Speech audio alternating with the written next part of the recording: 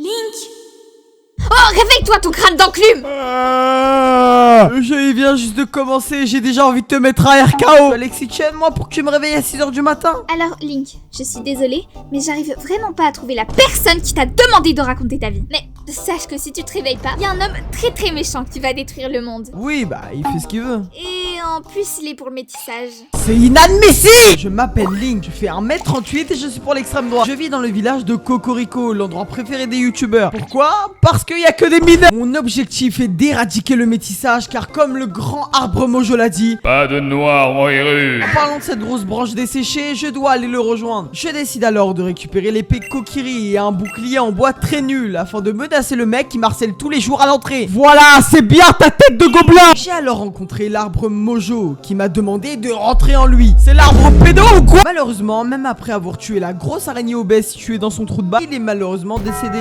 Mais c'est pas grave car il m'a donné une des 3 pierres magiques de la mort qui tue qu'on doit récupérer. Sur ce, je me rends alors au château d'Hyrule pour aller parler à la princesse Zelda. Mais malheureusement, une dizaine de gardes armés jusqu'à la fesse droite m'attendent à chaque coin du château. Que doit-il faire? Réponse numéro 1, il passe avec énormément de difficultés. Réponse numéro 2, il ferme sa gueule et abandonne. Réponse numéro 3, ils sont autistes, sourds, muets et aveugles. La tourelle de Killjoy est plus efficace.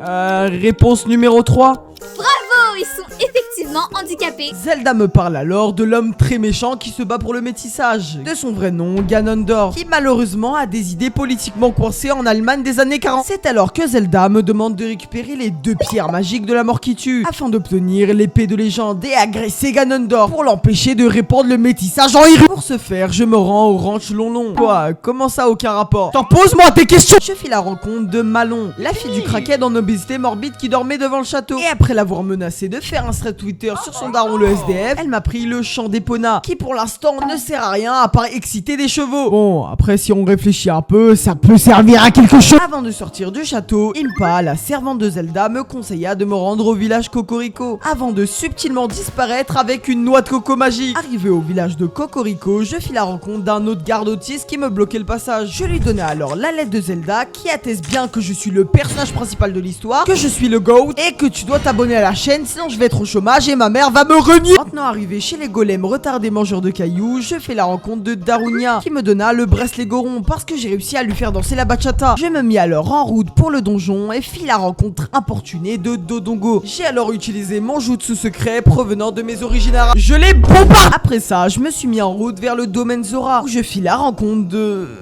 Salam alaikum Harry, t'es volumineux quand même là. Faut se reprendre en main là quand même, c'est pas normal de faire le poids d'une Peugeot 208. Bref, tu peux décaler en vif. C'est long un peu là. Tu abuses un petit peu. Je vais te faire mal.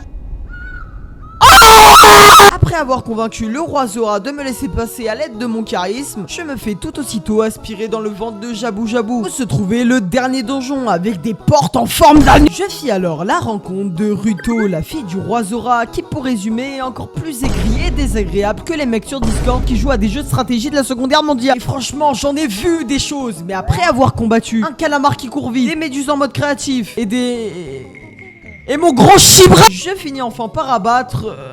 C'est quoi ça? Allez, c'est fini, donne-moi la pierre de la mort qui tue. Oula oula. À l'aide, la police, je subis un agressement non consenti. Bon, donne-moi la pierre, ton crâne de boomerang. Maintenant, avec les 3 pierres de la mort qui tue à ma disposition, je me rends alors de façon très optimiste vers le château d'Hyrule. Oh là là, mais dis donc, ne serait-ce pas la princesse Zelda en train de fuir? Je fis alors la rencontre de Ganondorf, qui m'envoya sa grosse boule magique. Je le rappelle, je suis toujours mineur. Arrivé au temple du temps, je pouvais enfin accéder à la Master Sword, une arme qui est plus grande que moi. Quelle bonne idée! Qu'est-ce qui se passe? Pourquoi j'ai envie de dormir? Pourquoi ça tourne comme ça? Je vois le ciel!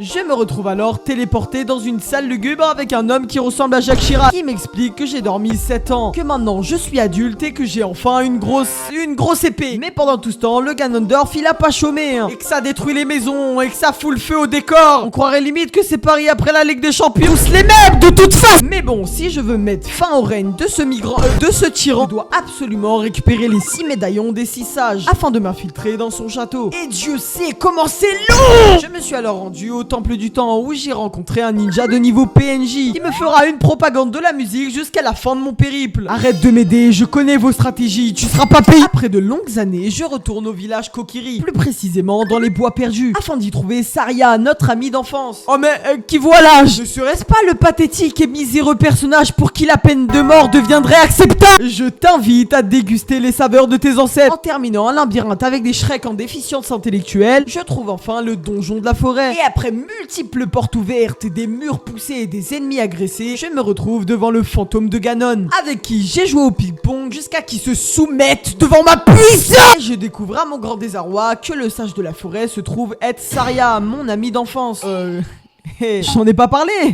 Ah bah peut-être parce qu'on s'entarpine le crâne contre le parquet. Je récupère alors le médaillon de la forêt et je repars faire coucou à nos amis les boulimiques mangeurs de rochers, afin de me mesurer à une nouvelle menace pire que toutes les autres. Un serpent en manque de calcium ressemble à Eric Zemmour. Heureusement, face à cette menace terrifiante, j'ai établi une stratégie qui consiste à le taper très fort avec le marteau que j'ai récupéré dans le donjon. Après avoir récupéré le médaillon de feu donné par Darunia, qui est toujours persuadé qu'on est frère de sang alors qu'il fait 2,67 m pour 430 kg, je me rends cette fois au domaine Zora, qui malheureusement subit une haisse des plus conséquentes. Heureusement, à l'aide de mes 143 de QI, j'arrive à trouver des bottes tellement lourdes qui me fait couler comme je fais couler mon Master Snaku dans les toilettes. Et une source de feu rose qui peut tout faire fondre, même ma dignité.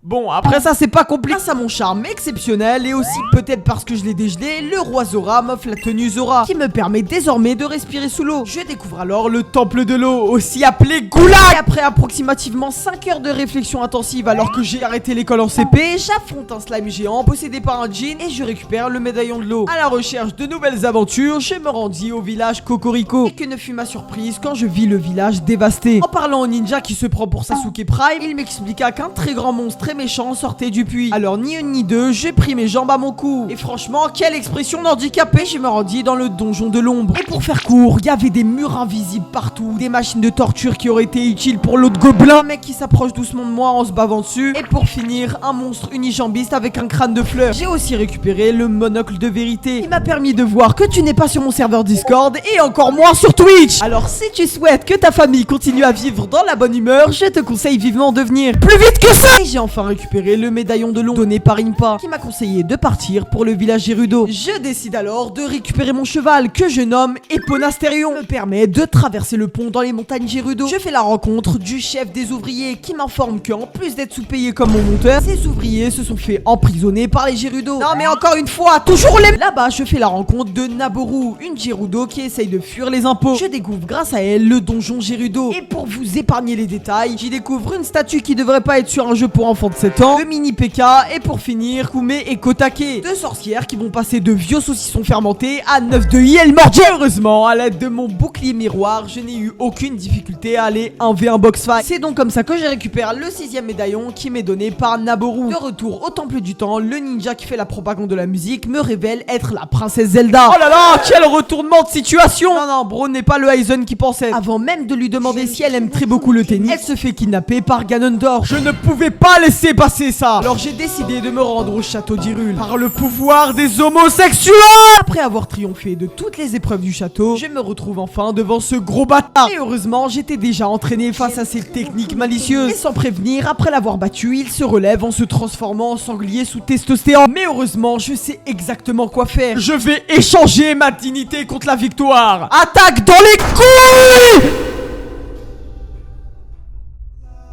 Et bah dis donc, c'est déjà fini. Quelle fin paisible.